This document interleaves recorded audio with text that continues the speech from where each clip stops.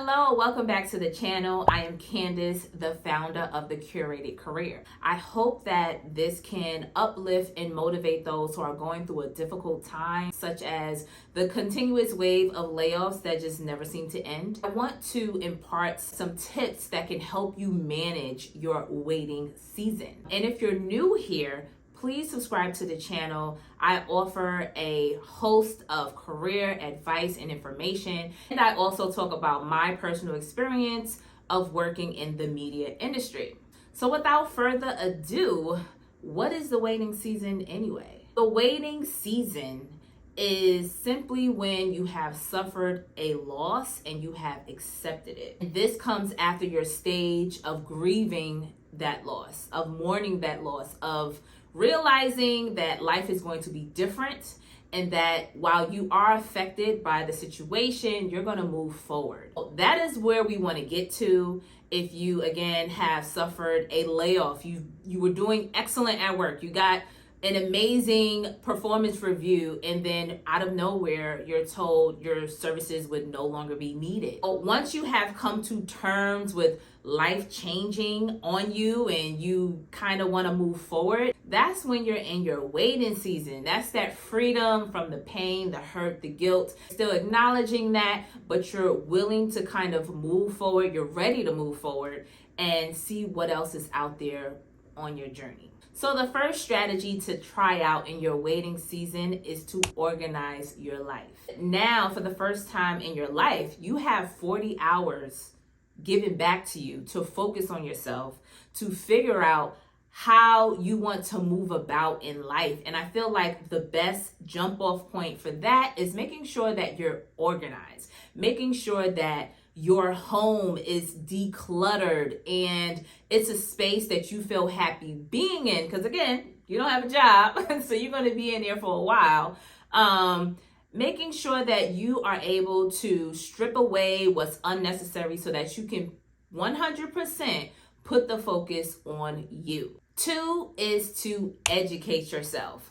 How many of us are in industries that we're kind of excited about working in, but there is one position that you've kind of had your eye on, but you don't have maybe the certifications or the experience to even get into that lane.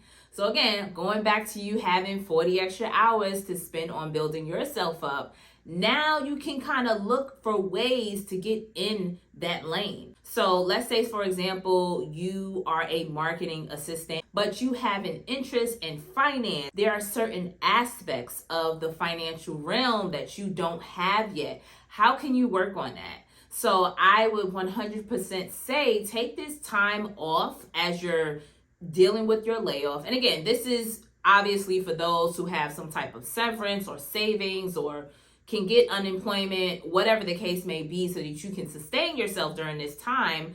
But use this time to build yourself up in the arena that you really want to be in. I have seen some miracles happen during these layoff seasons. I've seen lives completely change.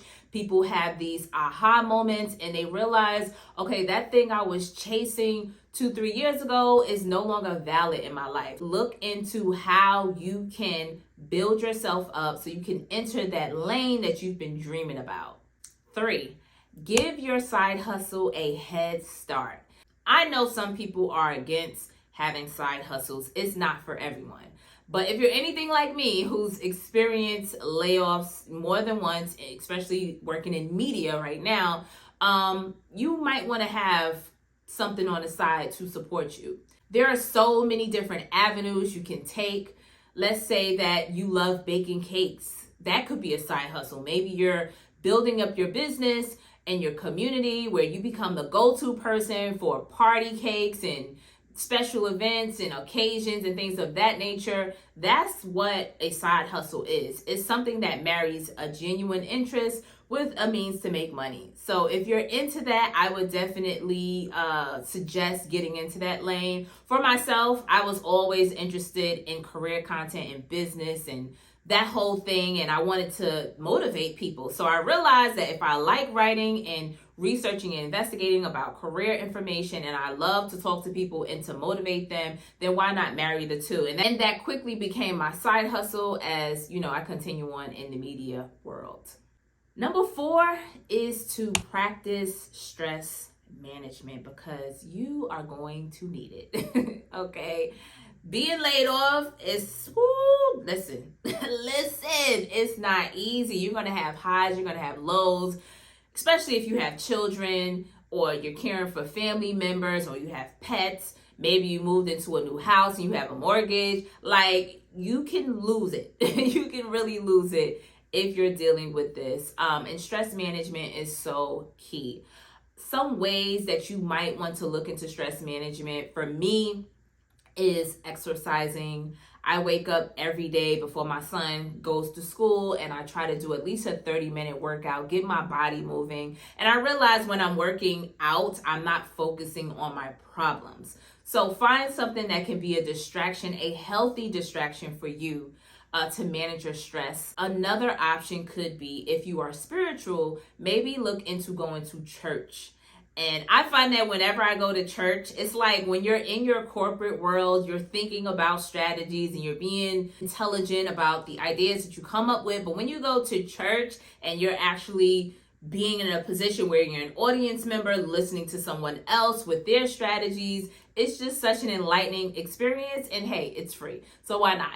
I definitely recommend exercising, going to church, maybe journaling. I feel like journaling is so eye-opening, especially when you're free writing and you just have your pen in your hand and you're letting your thoughts run wild.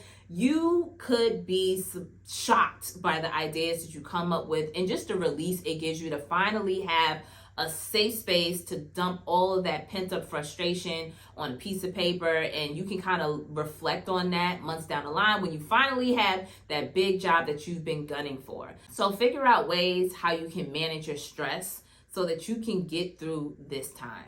And number 5 is to expand your network. As they say, your network is your net worth. Okay, and we aren't working for free.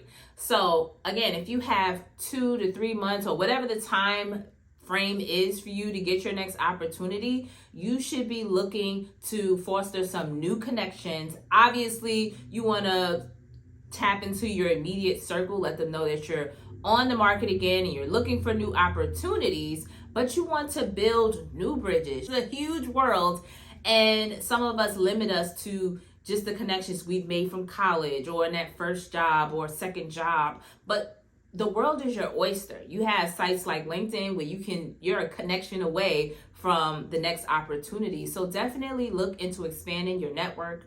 In my case, with me being recently laid off, I spent this whole summer just setting up meetings, sitting back and asking people questions about what they're doing, how they got into that space, and getting some real takeaways that I can apply to my life and my current situation.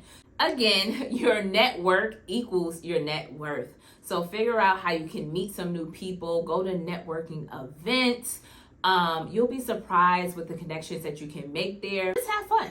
So those are my tips. If you found this helpful, please give this video a thumbs up, subscribe, and share this video with a friend. I want to know if you have recently dealt with a layoff. How is that going? Leave a comment below. Please let me know if there's anything I can do to help you along your journey. Check out some of my other videos, and I will speak to you all on the next one. Bye.